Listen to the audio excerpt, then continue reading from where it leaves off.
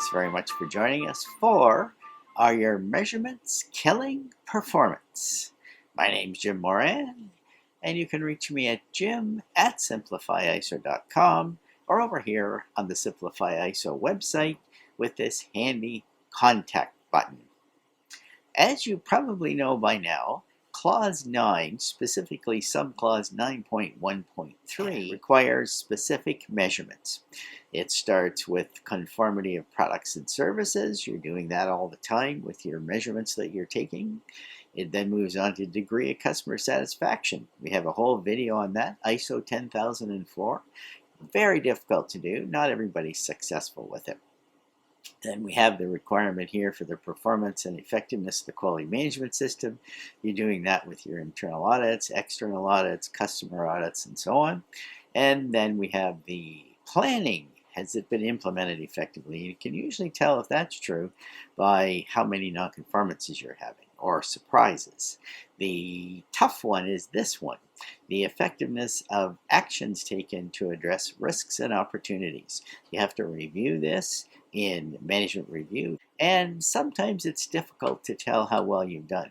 You'll also notice if you hop over to clause 10.2, you'll see one of the requirements for reviewing corrective actions is to check to see if risks have been taken care of properly. You could ask the question, could we have avoided this nonconformance if we had done a better job of risk planning? You'll see a couple more here. Next one is the performance of external providers. Review of supplier performance has been a requirement of ISO for years. And then finally, is there any need for improvements to the quality management system? Plan, do, check, act can kill you if you use the word plan to mean set targets. If you set a target before you know what your system is capable of producing, you'll be wrong 100% of the time. Half the time you'll set the target too high and demoralize your folks. The other half of the time you'll set the target too low and demotivate everybody. A better approach, this one suggested by John Seddon, is start with check as opposed to plan. If you begin with check, then you're identifying or determining the effectiveness of your management system, and you'll know what your capabilities are. You'll know what your production capability is, your service delivery capabilities. You'll know what the capacity of your system is. Then you can do the planning and set the targets, put the do in place, and figure out what happened. So we have check, plan, do, as opposed to plan, do, check, act. John Seddon at Vanguard Consulting has identified 4 areas that he likes for measuring. First of all, customer satisfaction, no surprise there.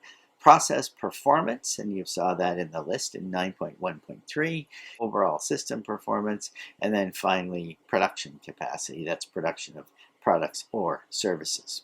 The questions to ask of all your measures are, do these measures help us understand and improve our performance?